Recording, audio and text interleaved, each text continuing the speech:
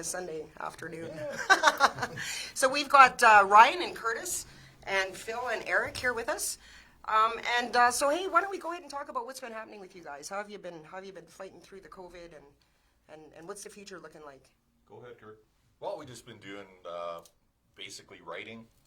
That's, lots of time to do that now. So we're just working towards getting a new album out and getting ready for whenever we can play. Awesome. A new album, that's exciting. So what do we have to look forward to on the new album, Eric? Oh, it's going to be probably kind of a more focused kind of meat and potato kind of sound. Just like this rocking, good tempo, fist pounding, head banging. Right on. Yeah. Could be a lot of fun. A whole lot of metal mastery, hey? Yeah. One thing I will say about you guys, and I've seen you perform a couple times, and I've seen you in rehearsal, and man, there is no dead weight in this show. The energy that goes on the stage between you is just, it's unbelievable, and it's palpable, and the one thing I really love is the connection that you make with each other when you're on stage, and even when it's just a rehearsal. You guys are giving 110% like it's, like you're playing to a sold-out stadium. And that energy, where do you get that energy from? Is it just a passion for metal? Is it, where does that full-on energy come from all the time, every night, every member of the band through every song? Alcohol is definitely... Well, it helps. We all get along great. We're all have the same passions and stuff. So when you go to a jam or a show and everyone's positive and everyone's working towards the same thing, it's easy to put that energy into it, right? So, right. And it's a great group of guys. We all get along good. So it is a great group of guys. Yeah. I can attest to that for sure. And the bonding that you guys have outside definitely comes through when you're performing. Oh, totally helps. Yeah. You can see that there's just a connection, and man, it's really something. I saw you guys perform a couple of months back. And when you first took the stage, to see the reaction from the audience, because everyone expects metal to be, loud and aggressive, but your sound is just, it's incredible. I was mentioning on Friday, it's like a wall of sound. And to see the expression on people's face when those drums kick in and when everything, it's magic. Yeah, we've worked on our sound down at the Jam Hall lately. We kind of got that wall of sound going, it's really protruding out, and you can see it in people's faces when they're sitting on the couch watching us, that they're smiling, they're enjoying what they're watching, and it helps us to kind of, usually we jam later in the week, so we work all week, and then we get together as friends and play for a few people every once in a while that come down, and it just kind of seems to really flow into our live show. And you sit there and your hair literally, I think if it was visible, your hair is literally blowing back. The sound is just unbelievable. And something really exciting I'd like to touch on here too is that I understand that you have a new management company in the works. You want to tell us a little bit about that? Yeah, we were a couple of years ago. We were at the Loud as Hell festival, and we met Celestia there that has a management company for north-south for Alberta. And for the last couple of years, we've been working with her to try to get on board with her to use her as management, because lately we've had a little push from her to in the UK that they're kind of pushing back to us, that Germany kind of seems to be really on board with our style of metal that we're playing. We're not black metal, we're not death metal, we're the old school metal. Old school metal, that's how I would call it. Germany really seems to, I guess she had a couple contacts with them, had talked to them about us and stuff like that, so she decided, the Celestial Agency out of Calgary, she decided, I'm going to pick these guys up and be their management. We're still in the process of working with her towards, getting out merch and a few other things we're doing, in the new year here, because as soon as we signed with her, well, we didn't sign, but as soon as we had an agreement with her that we're going to use her, the COVID thing kind of went, and everything else kind of got shut down and delayed a little bit. So that's something exciting to look forward to. When all this mess is over, because we are going to need it. Right? We are going to need you guys more than ever, and it's going to be a celebration. And I want to play live. Last year, we had 2 shows that we're totally pumped for, and both times, 5 days before the show, they're like, "No, everything's shut down." I know. So we're just like, oh. Well, everyone's going to be starved for it, right? Yeah. For sure. So Phil, why don't you tell us a little bit, if you can just come over to Ford here, just tell us a little bit how you got into the business and what was the drive to get into metal music? What music? I was basically born into it, realistically. My family's all musicians. It was from my dad's side of the family. He's a musician. His father was a musician, on and on. So all the rest of my family, I got 3 other brothers. We all play music. I'm not the youngest. I'm the middle kid, so I had older brothers, and they were listening to all the 80s metal and rock and everything from, Judas Priest to Slayer, right? So I just grew up on that as a kid. So It's just in your blood. pretty basically. much, yeah. And I mean, obviously I, liked it. I mean, my dad actually raised us on a lot of classical music, like Right. Bach and Beethoven and Mozart. So So you're a well-rounded metalhead. yeah, I mean, I like everything. I mean, I definitely kind of gravitate towards rock and heavy metal, but I listen to everything. I'll listen to anything to old school hip hop, Run DMC, and then all the way to Bach, and then all the way to Norwegian black metal. So Right on, good it's stuff. it's just always been part of me. So Nice. And if you have not heard Phil sing, I tell you, the video is posted up on Facebook today. Also, the Tyrants of Chaos website is up on your screen. Check them out, guys. If you want to hear a metal vocalist, this guy right here will blow your hair back. 100%. Oh, yeah. 100%. And you got the flash drumming from Ryan and the perfectly synced guitars, and it's something to see. And actually, I'm going to pose the same question to you, Eric, about how you got started. Well, I figured it out at a young age that it looked like girls were really into music. So I should probably figure out how to play something. Play the guitar on MTV. the rest is history.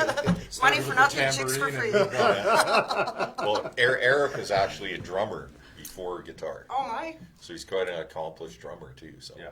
Yeah, that's my first instrument. That's kind of what I call home is drums, but it actually goes a long way to playing guitar too, and just my overall technique. It kind of translates in a way like I'd want to play drums on guitar essentially, so it's like really percussive and really precise sounding. And yeah, that's it's a lot of fun. I can use both, like especially for writing new material. Sit down in the basement in the little studio I have and Kick on a drum beat. yeah, do some, or like kick out a drum beat, put some guitars over it, or vice versa. And it's a great writing tool, actually. Yeah. Utilize that a lot lately for the newer material. Yeah. Yeah. Nice. Well, I find it actually interesting that the drums is your first instrument, because I've seen you play guitar and you would think that was your. So that's pretty impressive. So I want to talk a little bit about the writing process. Any of you can jump in, but how does that work between 5 members? And I just want to mention here too, Sean Simpson. Wish you were here with us, buddy. Sean is the bass Mrs. player. Sean. Bass god extraordinaire. Yeah. Unfortunately, couldn't be here, so I'll ask the rest of you here. Like, how does the writing process, come to fruition between 5 guys? It works well with us. Like, we all will come up with riffs, right? Like, Eric will have ideas, I'll have ideas, Phil will have ideas, and we'll do a lot of right kind of stuff, right? That sound effect. And Inside joke about the sound effect, right? right, Where's and the then button? Yeah. and then we all get together and we'll just sit down and hash it out and go, that sounds good, this doesn't sound good, and Yeah, it's like the rest of the guys kind of work as a filter. So you could bring some ideas and then you like put it through the Tyrants of Chaos filter, and then it just, everyone gives their input on it. Change this, change that, and then it will take on like its own life really and become a different thing Yeah. a lot of the time. Yeah. yeah, but it works really well. Yeah, especially down at the studio, when we're all pretty intent. We're listening to what's, who's saying what on inputting wise. When we've all been in bands before where other people are like, this isn't working or this and that. The 5 of us really gel in and sit down and we're writing some good stuff. It's our new album, whenever we can get this done, is going to be, we're going to have up to 10 songs close on it. We're going to Yeah, it'll really be a fill it up full-length. there. Full-length one for sure. With those new songs too, speaking of writing process, so previous albums, and we didn't have Eric in the band, a lot of it was everybody contributed pretty equally, amounts of, when you break down the song, everybody kind of contributed equally. Now we got Eric in the band, and he said he's excellent guitar player, excellent drummer, so he can just figure things out on his own. So the last almost half dozen songs, or probably more, Eric's written predominantly most of it, and then brought it down to us and said, hey, here, I got this song, what do you guys think? and they're excellent songs. He's an excellent writer. Hasn't been a bad one yet. No, I'm just waiting for you guys to tell me, yeah, that's not such a good one. It's like, it's never been that bad. But Don't worry, it will happen. Though. Yeah, wait for it. him just doing that on his own, and then like he said, he filters it through the rest of the bands, and then We add our own touches to it. And yeah. Right. So it's kind of just a spark, right? It starts from a spark, and then everybody just kind of adds their little nuances, and then you have something amazing at the end. Yeah, and it's interesting as far as like the guitars go, because I'm old school 80s metal and he's like the newer stuff. Right. So we're always looking at each other going, what the hell are you playing? Because it's foreign to me and Right. my stuff's foreign to him, but when we put it together, it works. I was going to say, what an really well. interesting mix, because just the different generations, right? Like, Yeah. I think that can really work for a band, because totally. because there's bonuses to both, the old totally. school and the newer Yeah. stuff. yeah, You there's can some bring pretty interesting results come from that too. I'm It's sure. pretty neat, Yeah. Yeah, and then when Eric gets the fan, ladies, and his hair blows back, I saw it the other day. He's like a Greek god. He's just playing his guitar, and his hair is just like. trying to keep it contained right now. Even when it's cold, or whatever. Yeah, we're not even sure he's actually hot. He's just going for the look. Even it's on high and his beard's blowing. Getting up in my face and I can't see the guitar. So there's probably a lot of musicians out there that are watching today. I know for sure. Some are just starting out. Any advice to, it's definitely a different time. We were all on the road. I was on the road the 80s and the 90s, and it was just the gravy train back then.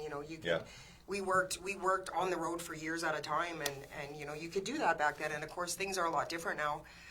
So with that in mind, and Curtis, I'll ask you this question: what would you give a hopeful starting up musician out there who's watching that wants to do what Well- you're doing and live your life? What would you suggest? It's practice and dedication is the biggest thing, right? Like if you don't put the time in and work at it, So I've met some kids who are naturals, Right. and it just clicks and they go and they're on their And we way. hate them. Yes. No, we don't. Love you. But if you want to do it, it's just practice, right? The more you practice, the better you're going to get. And like I find nowadays, I'll recommend YouTube as a training tool. For sure. Good tool. Because there's tons anything, and tons of tools on YouTube that you can use, right? So Yeah. Definitely didn't have that back in the day. Yeah, I There's guess, like yeah. slowing the record down, like Yeah. that sounds like a C chord or something, maybe. Yeah. Yeah, Yeah. or the old cassette. Cassettes, stop. I Yeah, remember learning stop. songs. I would stop, write a line, play. Yeah, Yeah, exactly. yeah. That's how you Rewind, figured the lyrics play. out. Yeah. They didn't have them in the liner notes. Yeah, the younger generation definitely has that advantage with technology, Oh, as totally, a yeah. teaching tool, for sure. So I'll present the same question to you, Eric. And just because you are from a younger generation, Yeah. what do you have to say to the young musicians out there that are trying to give this a go? If it's something that you want, like even right now, it's a good time because you can just stay home and really woodshed your skills. Even if you're sitting on the couch watching TV or something, just have a guitar in your hands and just go, right? And I mean, for me, it's something I'm especially thankful that I can do and have in my life right now. Because I know so many people that don't have any hobbies at all. And they're like, yeah, I'm kind of going crazy with all the Absolutely. lockdowns and not being able to go out. For me, it's like, well, I guess I'll go downstairs and write some music then. And Play go off some into guitar. that world, right? Yeah, that exactly. zone, and it's music. great, it's like, it's just total freedom, and it's just a blast too, and it's, it's been a really good asset to have, just with the current climate. So getting into music is a great thing to do. It'll keep you busy, it'll keep you creative and focused too. Yeah, and it challenges you, right? And I think this time has been good for a lot of musicians. I know have really been using it to do what you guys have done, which is continue writing, or just improving your craft, or trying something new.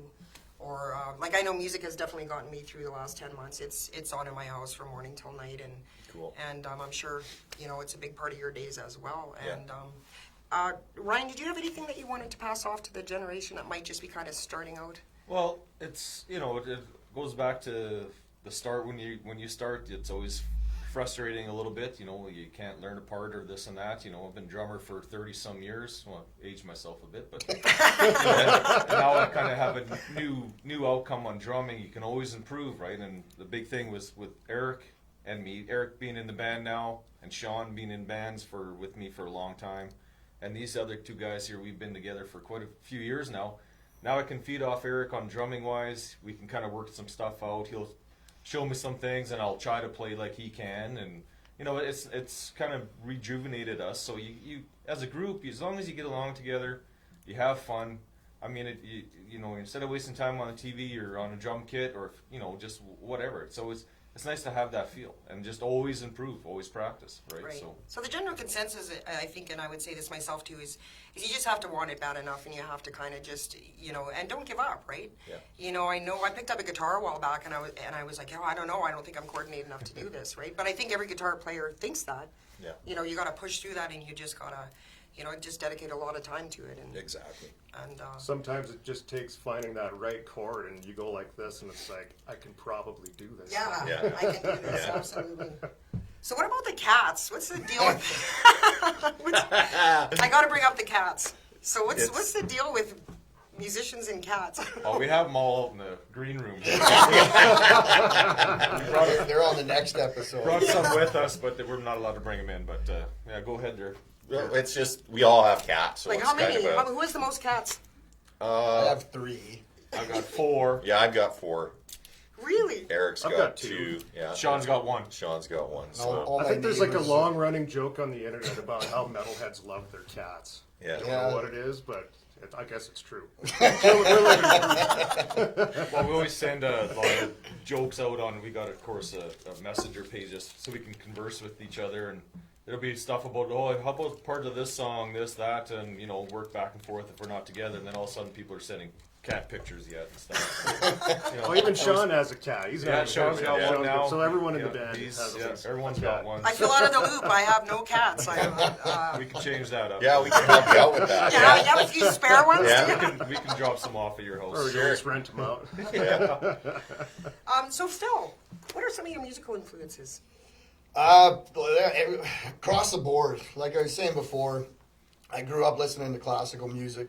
My brothers listened to rock and roll, 80s, a lot of Beatles. I mean, it's probably easier to ask what band didn't you listen to? Right, and we kind of already went over that. And so what I'm trying to, like, as far as metal goes, what were the metal bands that made you think metal is the direction I want? Well, I played drums as well, so I was naturally attracted to a lot of just awesome drummers. So going back to just some classic rock, Rush with Neil Peart, one of Absolutely. the best drummers ever. Bar none. And then just listening to stuff like Slayer, when they went through both their drummers, Lombardo and Bostaph, just listening to those pounding drums, a lot of double kick, so a lot of European power metal has a really fast double kick drum heavy sound.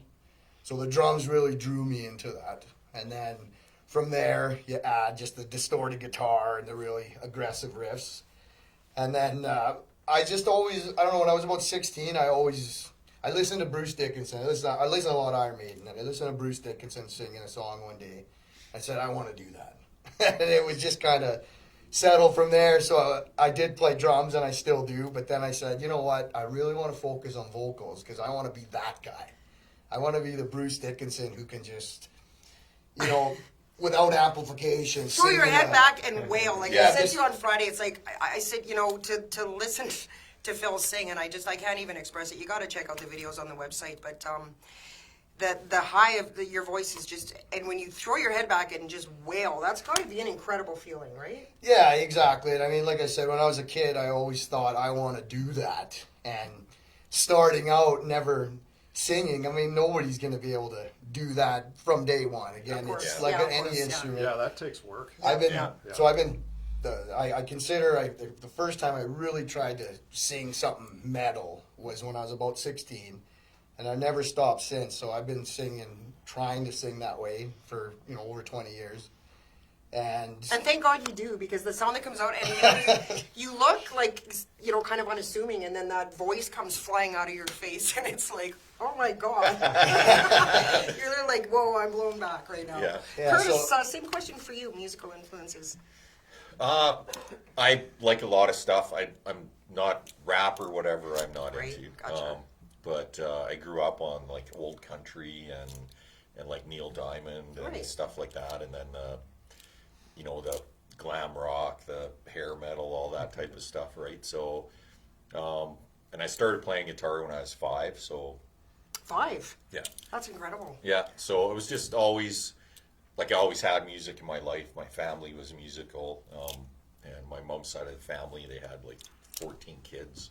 Wow. That all we'd go to family reunions, and it was just like a big, everyone's playing accordions and banjos and guitars. That's and awesome. stuff. Yeah, so it Good was- memories, right? Yeah, No doubt. Yeah, and then I just I've always liked metal, so that's kind of what I. That's kind of where you went. Yeah. And you're so good at it. I just Started and to watch you and Sean, the way you meld on stage, and there's choreographed moves and things like that. It's really impressive to watch. And interesting that you should mention starting at 5 years of age, because I really think. I feel like musicians are, at such a young age that that's where you should go. And I think you're Well, you're just born into it. Like, you just know, right? Well, it's kind of funny because I hated it, right? And it was like my parents were like, all us kids had to play a sport and an instrument, right? So Thank God for that. yeah, and they made us do it all the time, right? And for me, it was kind of like we had to practice an hour a day during the week. Like the weekends, it was kind of an optional thing or whatever, Right. And I would scream and cry, and then I'd start playing, and I would just go off in my own world. And Well, they found you a pacifier. yeah, exactly, yeah. And so I remember when I actually was like, okay, I'm going to start getting into this or whatever. And my dad took me to a Stampeders concert. Oh, great. And there was a guy in front of me, and he had his girlfriend on his shoulders, and they're rocking around and everything. And then she turns around and lifts her shirt up, and I'm like, okay, I want to do that. Same as you guys think the same thing, right? Yeah, Money for nothing and chicks for free. Yeah. Or something like that. I don't know. yeah, The 5-year-old thing, that fascinates me, because I really think children at play are in rehearsal for the future. I heard that once, and I think that's really, really true. Yeah. And I remember being 5 years old, and I didn't play with toys. I sang into a hairbrush. Yeah. Like for hours to my sister's records, and it's just Perfect. you just kind of know that's what you're going to do. And yeah. yeah, well, this has been really a lot of fun, and our time is just about up here. So just in closing, I want to remind everybody, check out the Tyrants of Chaos website. It should be up on the screen there. Favorite Tyrants song, Ryan? I still don't have the new songs named right, but We should have a contest for that. Yeah, man. Name the new Tyrant song. Something to do with we cats. started a new one here. It's called Skull Crusher, and I'm feeling this one, and Red Rage. Those two are really sticking on me right now. So Right on. Anyone else have a favorite before we close? It's a tough question. I All like of them, all of right? them. Yeah, all of them pretty much. So Yeah. I'm gonna go back to first album. Have Mercy. Have Mercy. No, Ancient Chord of Existence is a really fun one to play. Yeah. It's a really cool one to jam out on. Right And on. I like Chaos Train. Chaos Train? Yeah, like Great I name. like playing that live. It's just got a good groove to it. Right. Drive. Yeah. Right. it's funny now that we have quite a few songs that we can actually pick from. We're gonna have 3 albums out. We're gonna have 30-some songs out there that we can play now. So it's, Right. Well, I tell you one thing, we certainly can't wait to hear what's coming up, and the old and the new, just to be able to see you guys perform live again. And, Yeah, we can't wait to get out there and play. for your everyone, fans yeah. are going to be ready for it, I can Yeah. promise you that. So stay safe and sane, guys. Thank you so much for coming down. Oh, and thanks for having for us. having This is us. My awesome. pleasure. very You much. guys are fun. You can drop down here anytime. We Just give me a will, call. for Have sure. your people call my people. We'll do Come that. in, it's- you know. Same for you. Anytime you want to jam, come Oh, yeah. check it out. Thank you so much for tuning in, everybody. I'm Kelly Barrett. This is Etc. on JessFM. We'll see you next time. Happy New Year, everyone. Stay safe Peace and out. sane. Cheers.